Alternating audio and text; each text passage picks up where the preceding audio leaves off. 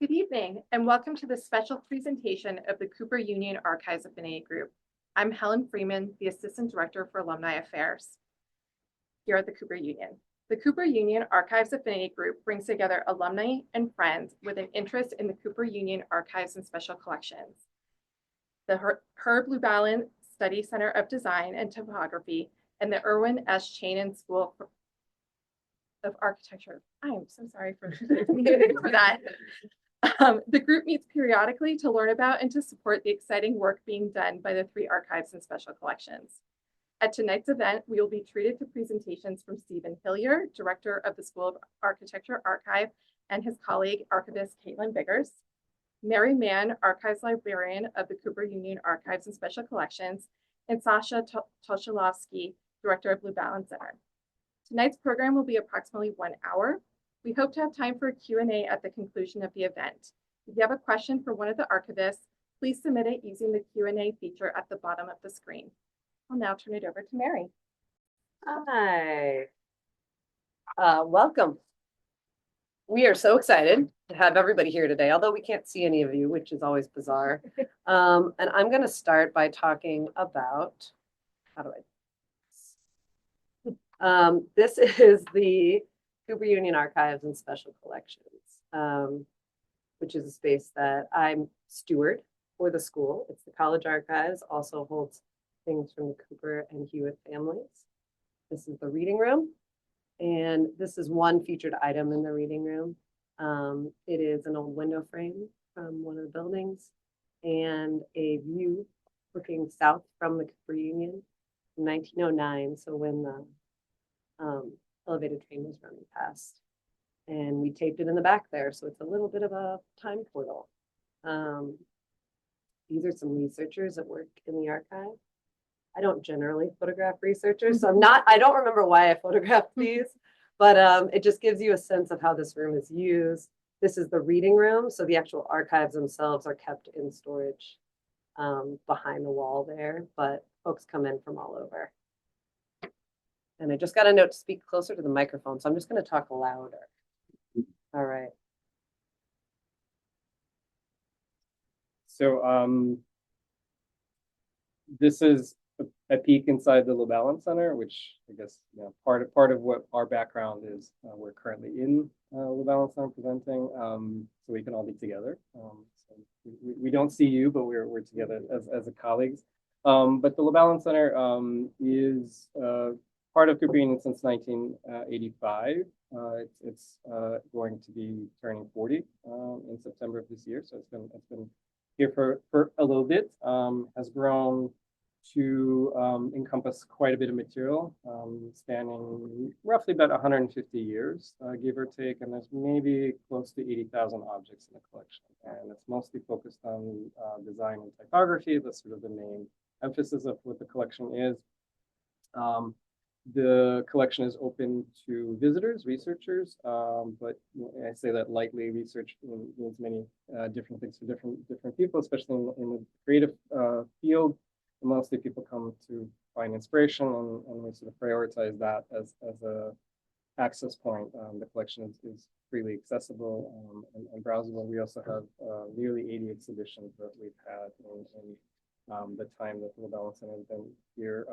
The center has produced quite a few publications over the years that were companions to the exhibitions. And similar to Mary's, like it's hard to take photos of folks. We try not to take pictures of people. Also, like we're busy doing things, so we don't have a lot of photos of people in the space. But you can imagine people coming through and looking at the material and finding their ways in. So it's kind of a great asset for the folks outside the community, but also Cooper Union students. And I'm going to give it to. Thanks, Sasha. So the Architecture Archive is actually located in the Foundation building. We are just one floor below the School of Architecture and actually directly above the library archives. And we have, most of what we do is exhibition and publication making for the school, but we also have a number of collections, and we've been working to increasingly get them out to the public in addition to having students and faculty use them. They cross the discipline of architecture into other spaces. So We're not just centered to the one discipline, so to speak. And really our recent activities have been about getting the work out into the public for public consumption.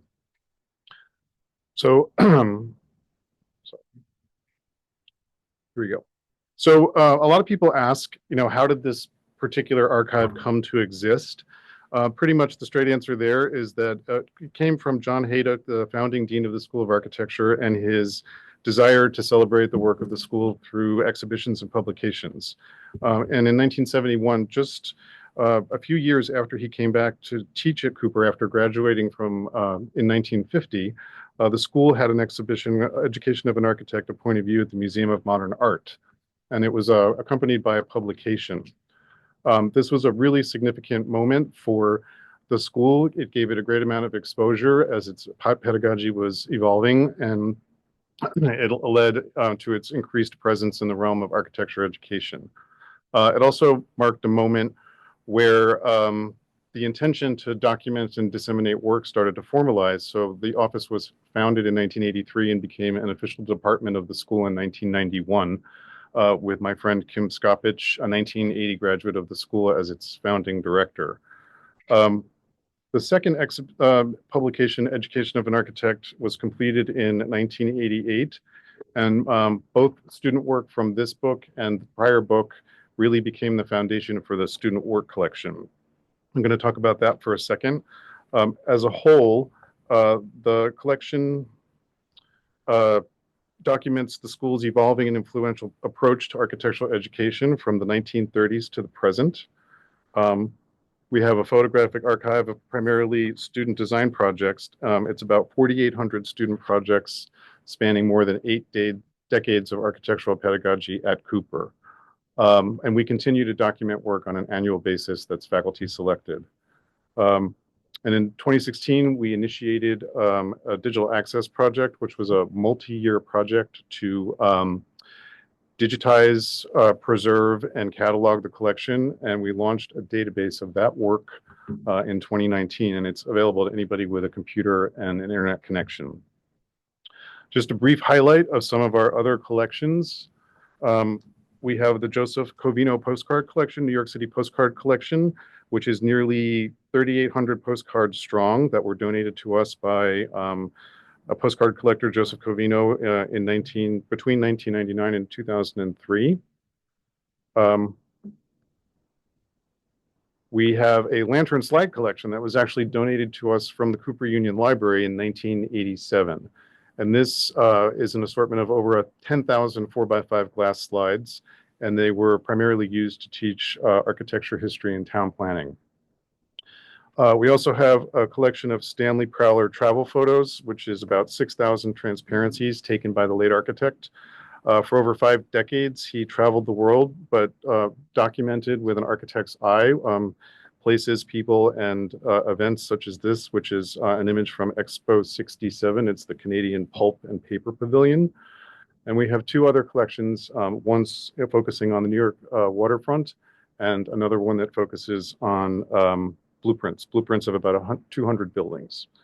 So just an example of one way we engage our collections. This is an exhibit in 2014 that looked at the pedagogy of analysis at Cooper Union between 1967 and 2014. And one of the really interesting things about looking at work across that kind of period of time is that you got to see really clearly how methods of architectural representation were changing. I'm now going to turn it over to Caitlin. As I do that, I'm going to give our colleague, Christopher, a shout out. Chris Dirks, the Associate Director of the Archive, who did a bunch of grant fundraising, actually, that made all of these digital access projects possible. So, Caitlin. Great.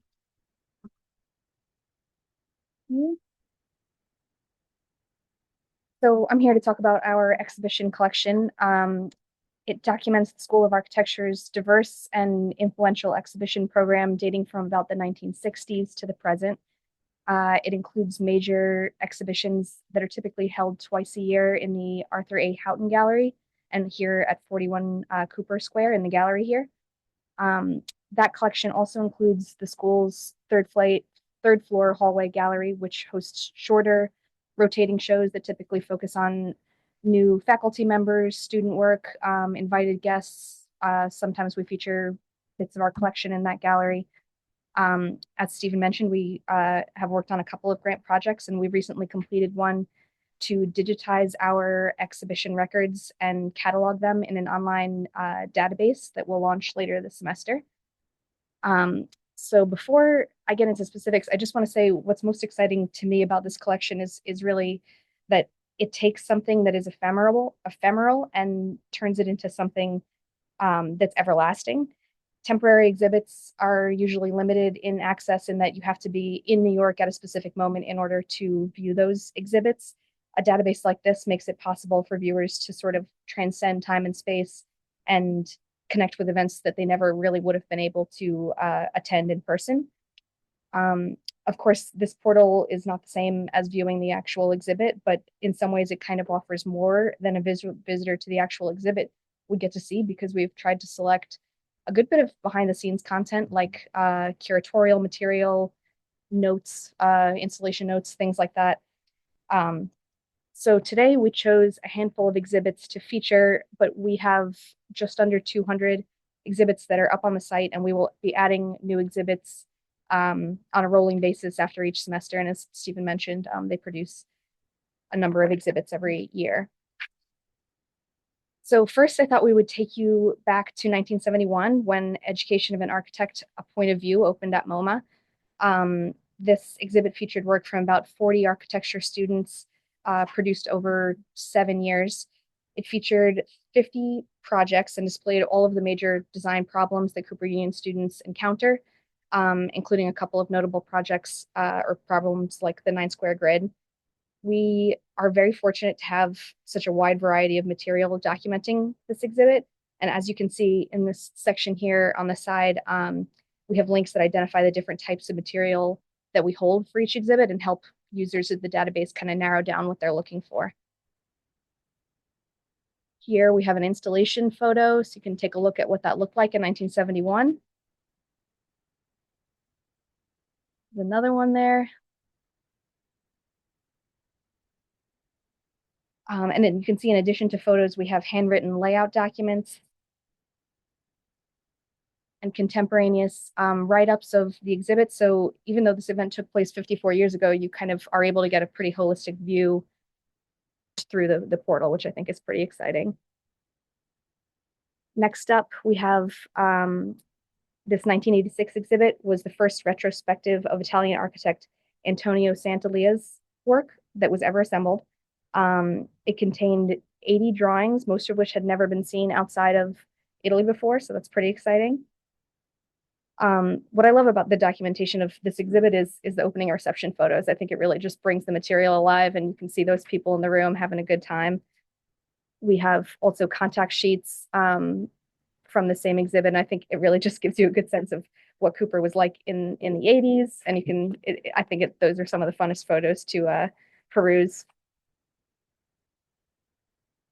I also find his drawings just beautiful, and I don't know that I ever would have come across his work had I not worked on this project. So I think this kind of represents an opportunity to discover things that you have never seen before. Next up, we have the 1993 exhibit of Daniel Libeskind's work called Between the Lines, the Jewish Museum, Berlin, by Daniel Libeskind. I wanted to highlight this exhibit because, as many of you know, Daniel Libeskind is a Cooper Union alum, and I'm sure many of you have also had the opportunity to visit the Jewish Museum in Berlin. So I think this exhibit is a good look into that important building. Here we have some of that behind the scenes content I mentioned. This is a layout of the exhibit and kind of sight lines, I believe. And again, we have some really great reception photos. That is Kim Skoppage, no, that's Tony Candido, or in the background. Yeah, right. Yeah, late Professor Tony Candido. And as Stephen mentioned, Kim is the former director of the Architecture Archive. So next we've got our 2005-2006 end of year show. And of course we couldn't go without showing an end of year show because it's one of the most important events at Cooper. It happens every year, and I'm sure a lot of you remember participating in that event. this is postcards. Whoops. Let's see. My Sorry. Slides. All right, we're on postcards. Also cool. Another cool exhibit. We have an exhibit that draws on another collection from our archives, the Joseph Covino New York City postcard collection. This one was called New York City Beaches, Coney Island, and Rockaway at the Turn of the 20th Century. And it was curated by our own Chris Dirks. Let's see. I think this is an important exhibit because it showcases the way that we tried to get the collection into the hands of the students. You'll notice that this exhibit took place in the third floor hallway gallery, which is right outside of the big studio. I think by installing material here, we hope to sort of invite students in, even if they only have a moment or two on their way back from the water fountain, or they're taking a screen break or something like that. They can peruse what's in the hallway there. So for us, it's a great way to share the architecture archive with the student body and sort of just meet them where they're at, which generally for the architecture students is the third floor. Let's see. So now we have our end of year show. So we're going back. Let's see. Make sure I got my notes straight. We have tickets to end of year show going back to 1860. Oh, wow. That's right. Oh, wow. That's right. I should look at those. So like I said, yes, this happens every year. Everyone remembers it. It's a very important event for us. One cool feature about the end of year shows on the database is that you can actually narrow content by the course.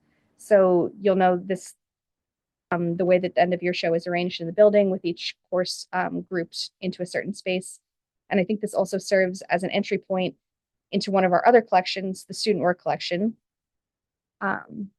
So if you see, for an example, let's say you're perusing the site and you really are interested in one of these drawings here on the wall, you can say, okay, this is the 2005 end of year show design 2 section, and you can head on over to our student work collection, go view that entire year, find this drawing, and you'll get to see the students' whole project, not just what was installed in the end of year show. So I think there's a really nice kind of communication between the two database projects there.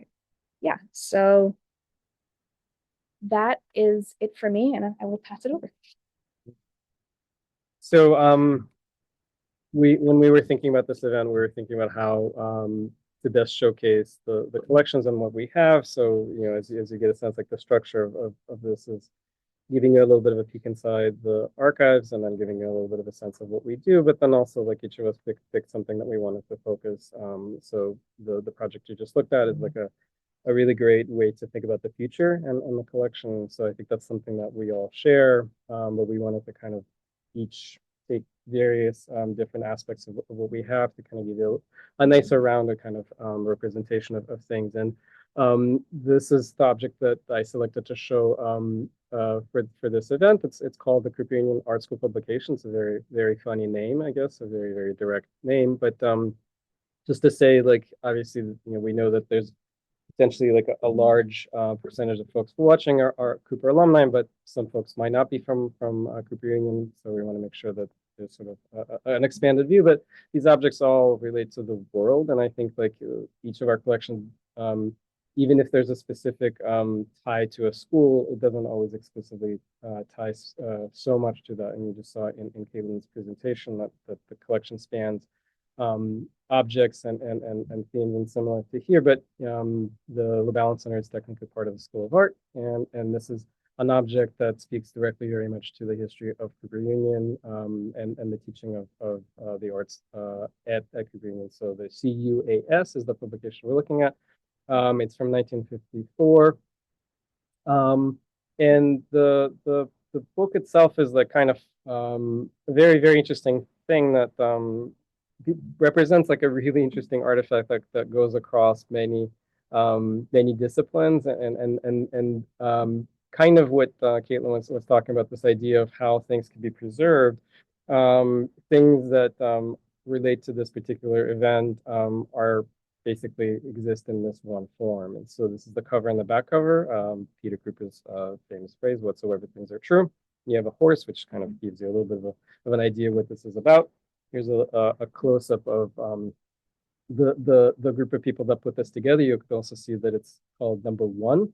Number one means that there will be more issues, which I'll show you. But this is something that was put together by a group of students led by a few faculty at the Cooper Union. So this is very much like an extracurricular project to get the design students who are studying advertising and graphic design to get real world experience. And so the faculty coming from real world jobs wanted to bridge the gap between theoretical study and practical study, so they conceive of this publication. But the theme of the publication is what's really fascinating.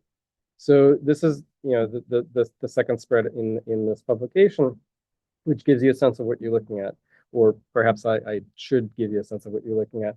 This is a shooting script. That's the bulk of what this publication involves, is a shooting script. So this is a television program that was hosted by NBC. This is part of a series of television programs under the umbrella called Excursions.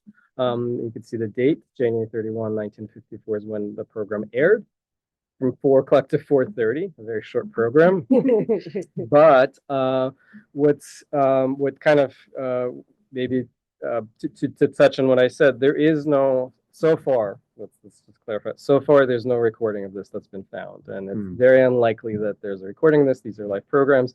Live television wasn't always recorded. There's inconsistencies, but if you're curious, you can find on YouTube another episode of Excursion to get a sense of what this is. But the cast and the people who put this together is really interesting. So Burgess Meredith is kind of the lead actor, you could say, in this program. Hans Confried is the second sort of lead. Hans is better known as the voice of Grinch, amongst other kind of voice Burgess acting. is the coach from Rocky, right? Burgess is the coach from Rocky, Yeah. and also the Penguin. So Penguins in That's the great. news or in pop culture. So he played both Penguin and Rocky's coach. And the program was created and written by Dr. Seuss. So kind of a big to do. This is just a little bit of a explanation in the publication, which makes sense. Like this is the first of a series, which will eventually become an annual publication that the Cooper Union Art School does. But it talks about the relationship between studies and real world. And at the beginning of the book, there's an introduction by Dr. Seuss. And without reading too much, but he talks about that he was introduced to Cooper Union in Japan. Someone in Japan kept talking about this amazing art school, and he'd never heard of Cooper Union as an art school. And they were asking him about arts education in America, especially about Cooper Union. So he became a big fan. You can see at the last line, I returned to the state. I was a fanatical Cooper rooter, which is very, very funny. The fame of the school has traveled far and is richly deserved.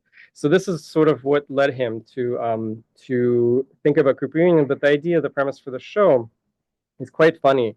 It's essentially, the audience is mostly younger kids or kind of adolescents, folks in school, to talk about ideas, topics. And so the topic for this, the reason why it's called Modern Art on Horseback, is that they're trying to explain to the general public what modern art is. You know, this is 1954. This is like the expert expressionism is happening. So pop art is about to kind of come and maybe sweep things away. But this is this idea of, and this is Dr. Seuss's premise is like, he says this in the book, he's not a big fan of modern art, but he doesn't dismiss it as a bad thing. He just wants people to understand it. So he uses this like premise of Burgess Meredith plays this character who walks into a gallery, is confused by this modern art, and there's a critic who helps him understand. And so what they do, kind of magic of television, they bring in Cooper Union students to explain what modern art is by having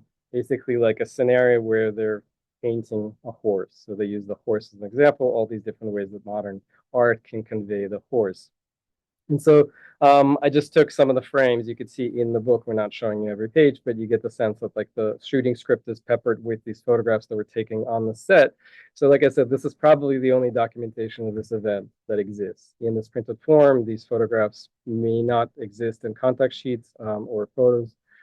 There's still some work to do. There's some names who are credited in this book that maybe would be to find, but I just kind of put some of these together so you could see the way that this event, that this program is structured, or at least the bits and pieces of it that we can find. So the script itself is verbatim, like everything that's said on the program is there, but you can see in these images how the event is being, structured. They have easels, they have the students kind of painting, and then they show to the television audience the actual drawings that they're making. So they had a set of rehearsals, 2 rehearsals, and a live taping. So, relatively quick. And it's kind of amazing that this exists, that this is something that was done, and that this happened. This is a short introduction by Sonia Lisker, who is one of the students. And I think the idea was that the third-year students designed the book, but most of the students who participated in the television program itself were the senior students, and that's the list of the students there. So if anyone knows these folks, let us know. You can maybe contact them and talk to them and maybe find out what they might know. So this is like the object that we wanted to share with you all. Next, and I think Yeah, the whole series. the whole series. This is the following pretty much almost annual production, and each had the different themes. So one is like the third one is the heart, the fourth one focused on calligraphy, lettering, the fifth one was portfolio. So each one had a different theme. 7 was Peter Cooper's I-beam. So, but then I'm going to turn it over to Mary to talk about Pete's got the show. Yeah, so when we were talking about highlighting databases or objects, I struggled a bit, so I ended up with 2, so bear with me. I steward the college archives, which is so much stuff. The school's been around since 1859, and we've had so many different roles in the community as an educational space, and taught so many different things. So I picked one item from the original School of Art and one item that's more engineering focused. So for all you engineering folks that are like, well, what about us? I'm here for you.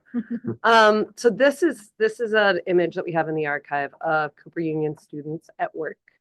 So our when we opened, we had something called the School of Design for Women, which actually pre-existed the Cooper Union, but it didn't have a space. So they moved into the Cooper Union. It was a day school just for women, and it was teaching them design stuff for work. So the idea was like, women need jobs. We're going to help them get jobs. So they weren't doing so much fine art, but a lot of engraving and design work and commercial work. This class of women, I don't know what year they were here, but I do have a book from one of the earliest classes of women, 1862, the engraving class, made a book of their engravings for Peter Cooper. I think this is so delightful. You will notice they did not spell design correctly. At the time, these are working women. They may or may not have had education in reading or writing. But my gosh, their penmanship is incredible. I love all the detail here. This is all handwritten. And just thinking about the idea of giving Peter Cooper this guy's just walking around the school. And he's such a big deal at Cooper now. We celebrate Founders Day and everything. So just being a guy you could make a book for is kind of neat. This book is very, very delicate. I would love someday to digitize it. We can't put it on a scanner because it is so delicate. So we've just got a few pages here. These are hand engravings, obviously, pasted into the book and signed by the students. There are a couple dozen students represented. And one feature of this is the foundation building as it looked in 1862. We still have classes in this building, of course. If you go to Cooper, If you didn't, come by. Our archives are open to you too. But one feature of this book is that the pages have been pressed together for so long that you've got this ghost image on the other side. So you've got, go back. Oops, I can't go back. Can I go back? I can go back. Oh, Sasha. So you've got this beautiful foundation building, and then you have this ghost foundation building. And this is one of the things about archival material that I love so much, the idea that there are things that when we think about making an object, this would be a bug. Like, oh my gosh, it leaked on the other page. What a bummer. But it's a feature. You know, this is what has happened when something's been kept for 165, 100 and some years. I'm not going to do the math right now. And it's special and it's beautiful, and you can come see it if you want. The School of Design for Women, one last thing about them. It was one of the earliest art schools for women in the country. So one of the researchers that you saw 30 minutes ago in a slide of researchers in the archive was looking at papers from the school. We have a lot of material from the school. And it's really special. It was a new thing. And I think there's still a lot more scholarship that needs to be done on it. That's one of the things about all our material.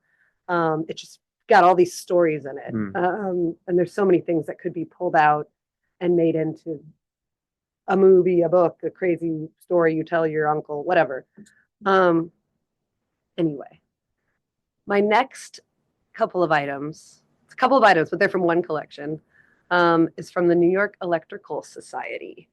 You will notice that none of these addresses are Cooper Union addresses. The New York Electrical Society was founded in 1881, and their early meetings were held at the Cooper Union.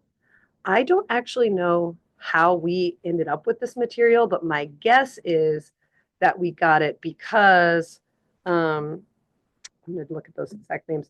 Two of the people who were in leadership positions at the New York Electrical Society were also in leadership positions at Cooper. Gano Dunn was the president of Cooper from 1935 to 1950, and he was also the head of the Electrical Society. And George Bateman was the dean of the engineering school from 33 to 48, and he was also the president of the society at one point. So I think my guess would be these dudes just kicked around these papers for a while, and then they were like, "You got to do something with them. What about old Cooper?" They came to us, and I'm so delighted that they did. They are amazing.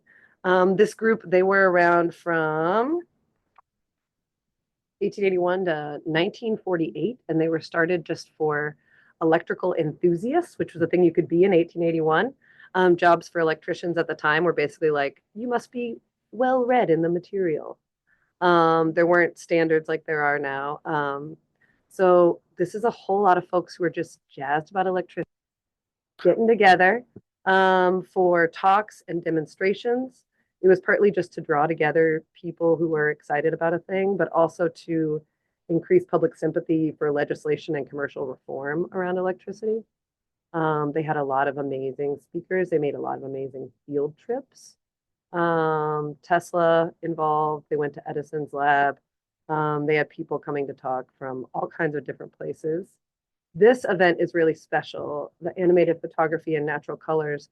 This was a big deal. It was the first time that they showed something like this on the East Coast. So a lot of people came out to see it. And do I have time to read? I'm going to read just a blurb about it from a newspaper. Anyone who does not believe that flowers have souls would have been convinced at the meeting of the New York Electrical Society. There on the moving picture screen were shown flowers opening up from bud to maturity, smiling and nodding their heads, and opening their varicolored leaves to the sun. In colors, too. Not the hideous pigments of the ordinary hand-painted films. That's what they were, hand-painting films. Seen occasionally in the moving picture shows where the heroine's hair changes color half a dozen times in 5 minutes. The flowers tinted with all the glorious colorings of nature. And they go on and on. But this is special stuff. This is new stuff that I take for granted all the time.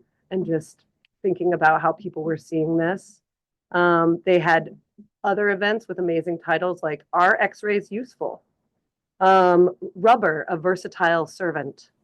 A couple more. I think these are neat. We just, you can see also how the structure of their branding is changing. The magic of light. Guys, it really is magic. I take it for granted. New talking movies. Have you ever seen wild oats jumping along the ground like animals? This is how this starts. Um, these are, yeah, I could just go on and on, but these are really cool. You will notice the Magic of Light was by someone from the research laboratories of GE. New Talking Movies was Electrical Research Products Incorporated. Are they still around? I don't know. I'll talk briefly a little bit more about this one and then I'll move on. But this is a fun title. Pleiophine Crinkanope. This particular event, and let me get my exact, I have too many pages, guys. This was a demo of a radio telephone, which was something that they've been working on at Bell Labs. It was called the invention is known as the scrambled speech method of telephony. Some of you engineering grads, probably know why this was cool and important. But what I think is fascinating about it is that it doesn't make sense to me, a layperson. One of the things they had someone do at this event was come up to the microphone and say, Pleiophine Crinkanope. And then on the other end came out telephone company. That was how that was translated. I don't know why you would need to do that, but look at all these mysterious questions we have to answer in the archives. It's here. It's for anyone to come. I'll just add one more plug about that is that all of our archives are available for researchers. Absolutely. You do not have to be affiliated with the Cooper Union. You just have to email us. We wanted to talk about some more things too. So all of our archives are on campus. We have all this great stuff, but we also old school, again, been around since 1859, and we have a lot of stuff that we just live with. Besides the material in the 3 archives, we maintain a number of artifacts that are spread out across campus as a living history of the institution. So people are playing ping pong next to these items. People are, chit-chatting around them, moving their art past them. One of these items is an eagle from the old Penn Station, which is currently situated here right on top of this building, in the garden, which I believe students maintain that garden, right? They do. It's lovely. This eagle came to Cooper because students and faculty advocated for it. They petitioned Pennsylvania Railroad, I'm sorry, for one of the eagles. Part of the reason they petitioned for it was because these eagles were sculpted by a Cooper grad. Adolph Wyman graduated in 1891 from the School of Art. And they put it on Green Camp, which was a campus that Cooper Union used to have. Some of you, again, may know about this already, out in New Jersey. It was moved to New York City, back to New York City, in 1973, where it was in front of the engineering building for a long time. That building, when that building went away, we don't have that building anymore. That building went away. And it is now, this eagle is now on top of 41, which is the building that we're in right now. And oh my gosh, sorry guys, I meant to show you all of these things while I was talking about it. So this is the eagle. This is the eagle of Penn Station. And this is the eagle being moved out of Penn Station. This poor baby has been flying around because this is also the eagle being moved from the engineering building to 41. I mean, my gosh, that little cutie. Okay, I will now turn it over to Stephen. So I think in a lot of these things that we're looking at now are things that are interesting that the institution found ways to preserve and protect them. I think the Eagle is a great story about that. For those of you who've been to the Great Hall, you've likely seen some of these very prominent, important paintings that hang in the space at the back of the room. The one of Abe Lincoln on the left was painted, I believe, at the time that he gave his speech in February of 1860 that is known as his Right Makes Might speech and really helped ascend him to the presidency. The painting on the right is a painting by Christian Schuzel.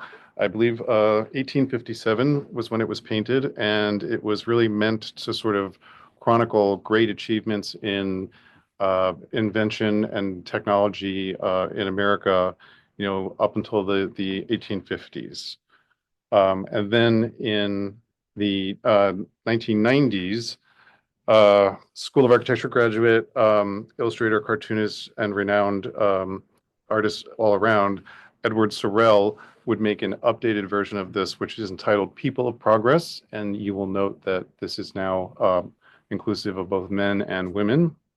And I don't know if many people know it, but the podium that stands on the stage of the Great Hall is the podium that Abraham Lincoln spoke at in 1860, and it is still used for public events on a regular basis. And it goes, Sasha. And this for folks who have been to Cooper, maybe even like to something either as students or to the Great Hall. You might have seen this piece it's installed currently in the lobby of the foundation building, right next to the library entrance. And this is a piece. I want to make sure I can get the note so I could see it. So this is called the official name for this is the Cooper Testimonial. This was a piece that was given as a gift. So we saw that the engraving book was given as a gift to Peter Cooper. This was also given as a gift to Peter Cooper by the graduates and pupils of Cooper Union. It was given presented to Peter Cooper on the 12th annual commencement day, which was May 31, 1871. But it was built or created in honor of Peter Cooper's birthday, which is coming up, February 12th, 1871. When Peter Cooper received this at the commencement, there's another kind of important event. Peter Cooper gave a gift of $150,000 to establish a library for the institution. So if you translate that for, account for inflation today, that is equal to $3,880,000. So it's a significantly hefty gift in order to create a library, a permanent library at the Cooper Union. So the reading room existed. This is going to be creating an important feature, important part of Cooper Union's institution. Today, you could see a little bit of a close-ups, and it's a mahogany frame, mahogany and black walnut. Was made by a firm by the name of Pottier and Stymus. The piece itself is 9.5 feet wide. 9.5 feet tall by 8.5 feet wide, so it's pretty large. The calligraphy, the lettering in the piece is done by Benjamin F. Brady, who did a very similar piece that is at Fordham. So Fordham has a very similar looking piece, very much in the same style from the same time. Brady was kind of a go-to lettering artist for this. There's a life-size bust of Peter Cooper. You can't see it in this shot, so it's just kind of showing a little bit of above that, but that was done by a sculptor by the name of C. Calverley.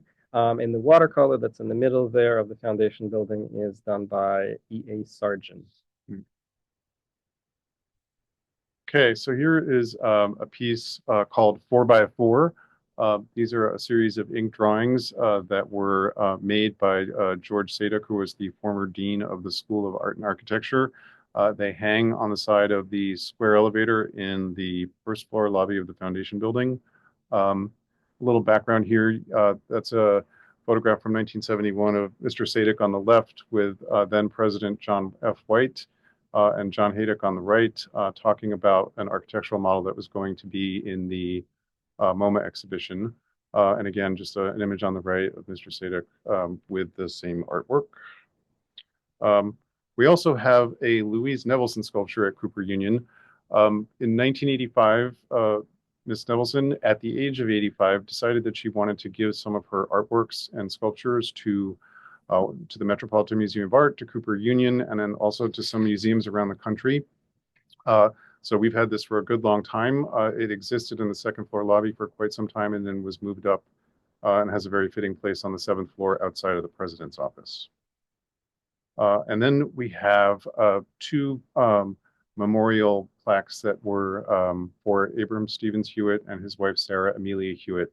For those of you who may have entered the halls of the former Hewitt building, they were on display in the lobby. And when the building came down, the institution took great care to remove them, restore them, and then relocate them into 41 Cooper Square, just out of space here.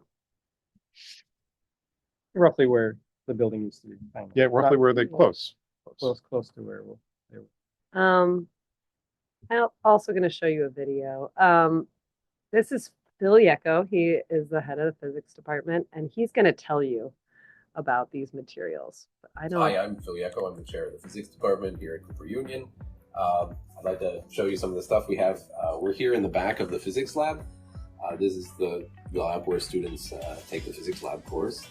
And we have here the storage area, which we keep equipment that we use for the lab, but also we have a lot of old equipment that has belonged to the physics department for as long as anyone can remember. Here, for example, we have a couple of spectroscopes.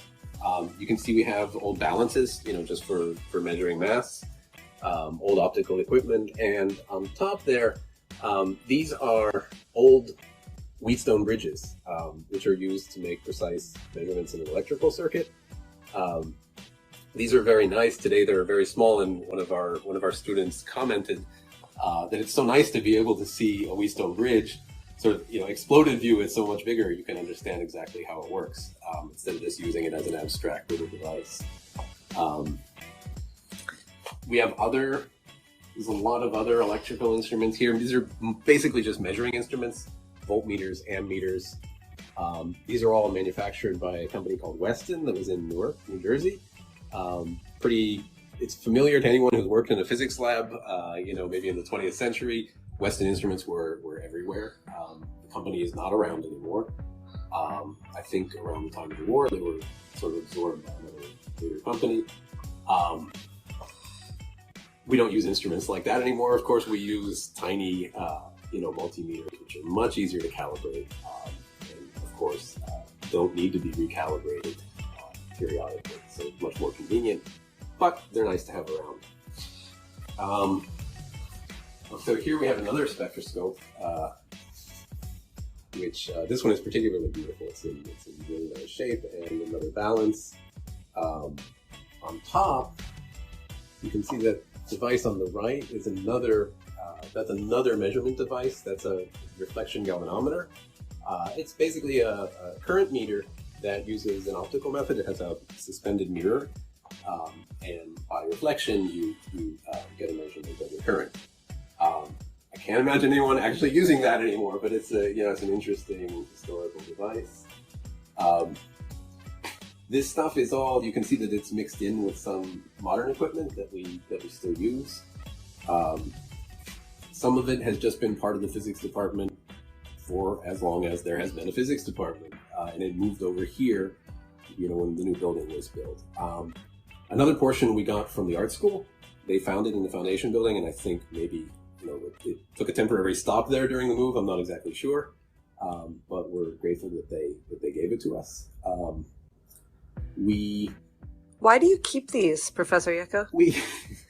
Well, first of all, some of them are really beautiful, and it's part of the history of the physics department. We like to we like to keep that sort of connection to the past that we have. Physics historically was one of Cooper's biggest departments for many years, and also the biggest major. But also they spark the interest of students sometimes. Not a lot of students ask about them. They're hidden back here in the back of the lab, but the few students who have asked have been very interested in what these are. Who knows, we may eventually use some of these instruments. The spectroscopes certainly work. I don't think we'll use any of those electrical instruments because we have modern versions.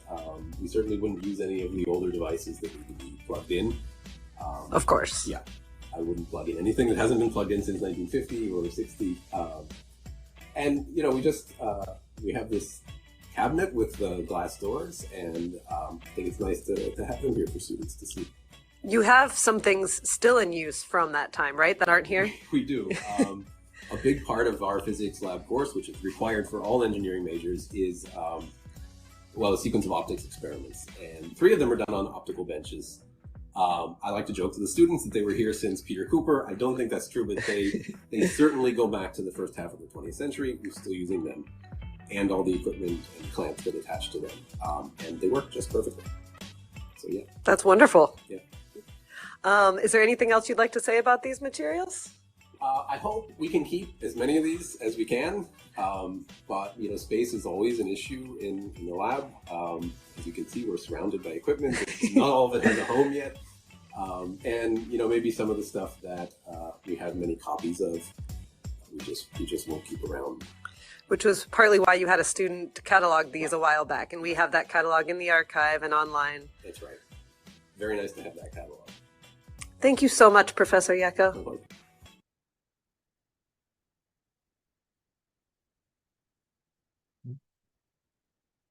And that was Phil. Thank you, Phil. We have been the archives. Yes. This is how you can reach me. This is how you can reach. Stephen and I. Yes. And Chris, sorry. Yes. Yeah. And this is how you can reach Sasha and Jess. Thanks. Yeah. Yes. Oh my gosh. Mhm. It's been such a pleasure, everybody.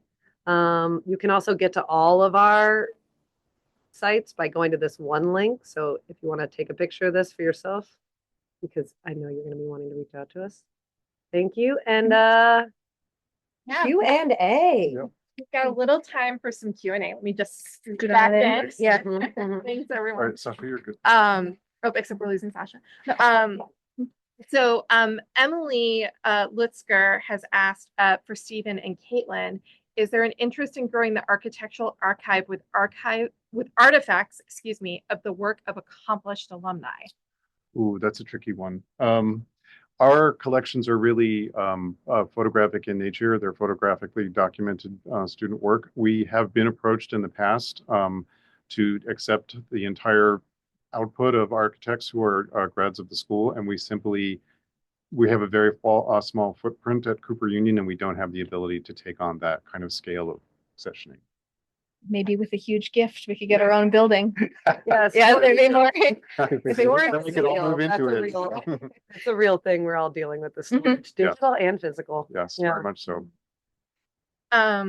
Rocco Cetera asked, do you archive Alumni Association items? So referring to the Cooper Union Alumni Association or CUAA. Yeah. He then said he may have a box or two of files. Very generous. Thank you, Rocco. Rocco, send me an email. We do have a lot of stuff from Old Alumni Association. And actually, if you guys ever want to come look at it, someday it'll be digitized and we have the money, but we have a lot of cool stuff. So yeah, give me a shout. And then the chat has been very entertaining. Sorry if we giggled. It's because we've seen things that are delightful in the chat. We have. And one of my favorite was, what do we do with the slide rules, or where are the slide rules? I do have some slide rules. Some alumni have donated some of their old slide rules. So I do in the Cooper Union archives and special collections. You can come use a slide rule. Some engineering students of today have enjoyed playing with them and trying to figure them out.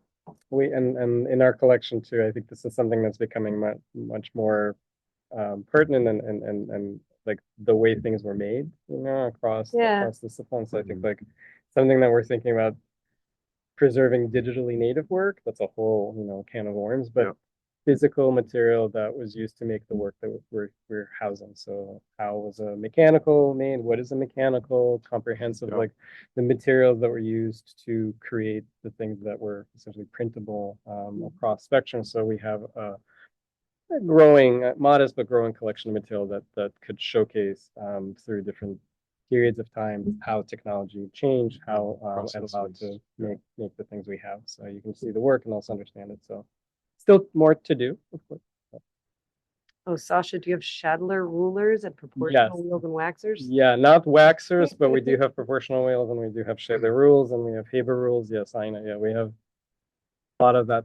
That's kind of specifically what I was referring to. Oh, I have a waxer that I might want to donate to you. Problem solved. Yeah. This is kind of an interesting question, but not quite sure how you would measure it. Judith asked, how much usage do each of your areas get? My experience with academic institutions is that centers like yours are under pressure to show usage by students. I wouldn't say pressure. I mean, we definitely have to keep stats for like accreditation and stuff like that. They get used. I get a lot of students and also a lot of like not Cooper affiliated people at all, which is fascinating. Well, so I think we all Yeah. employ students as well. That's Oh, yeah, true. very much. Yeah, having student employees is cool because then they tell other students all the cool stuff they worked with and Yeah. people come on in. I think Yep. we see a Yeah. significant amount of students generally. I mean, like between like the publicly visible things, like Stephen talked about and Caitlin talked about the exhibitions in the hallways. So that's like a way to meet them. Yep. But so I think that there's organic ways that people see what's in the collections, but we are a significant resource. I think a lot of the research that students do is done here. So I think we do see healthy numbers. I mean, you have to remember Cooper Union is very small, 900 student roughly body. So I think if you compare the number of students to how many students we see, it's pretty great. And I think we do a good I think job. that speaks to like features being bugs thing too a little bit. Like our campus is really small, so they're gonna stumble across us. Like Yes. there's only so many places they can go. They find us. Well, I also find it interesting when we have tour guides that student tour guides for open house or admitted students day when we're at a stop on the tour, and it's really interesting and quite lovely to hear how the students talk about the archive and how Yeah. important it is. So they know. Yeah. This is sort of a related, but the flip side of the question, which is which of the archive holdings attract the most scholarly and authorial attention? Would guess the main Cooper archives. Yeah. Yeah. Scholarly and authorial, the authorial too is tricky to say. I would say in terms of all the stuff that we have in our collection, what gets a lot is the 19th century stuff. Like how the school was started and founding a free school that's open to people of all races, genders, and religions, like that, the origin stuff, and then also the Great Hall stuff. Probably those are the two groupings that get looked at the most by fancy dancy people. Yeah. From my end. For us, I think it's student work collection.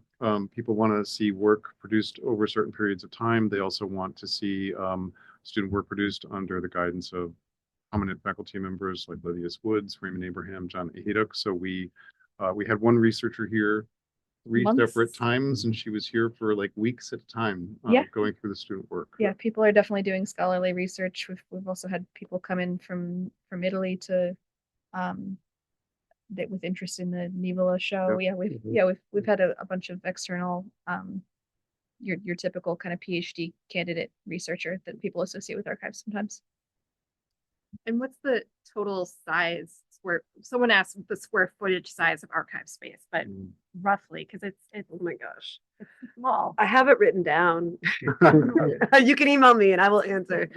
Do you? It's like a small apartment. Yeah. 2-room apartment. in Guys, New York. there's so much stuff. I don't know. The room we're in currently is bigger than my apartment, so it's Sure, yeah. Yeah. Like everything else in New York City, space is an issue, but we're working on it. Right. Yeah. all right. Well, I think, and we are about out of time. So again, I want to give my thanks to Mary, Caitlin, Stephen, and Sasha for their time and for this wonderful presentation. I think we're all wanting more, which is a good thing to have. And we will definitely be trying to plan more events in the future. I wouldn't be doing my job fully if I didn't make sure that you, the viewers, were aware of opportunities to donate to the Cooper Union. And specifically to the archives by visiting cooper.edu/giving. We also, you should know, in case it wasn't clear tonight, all of the archives have an online presence on cooper.edu. Someone in the chat asked if we could put the links in the chat. Better yet, go to cooper.edu. You will find all of these archives and find ways to contact all of our wonderful archivists. So again, thank you all. Thank you, the viewers. And have a good night. Thank you. Thank you. Thank you guys for hanging out with us.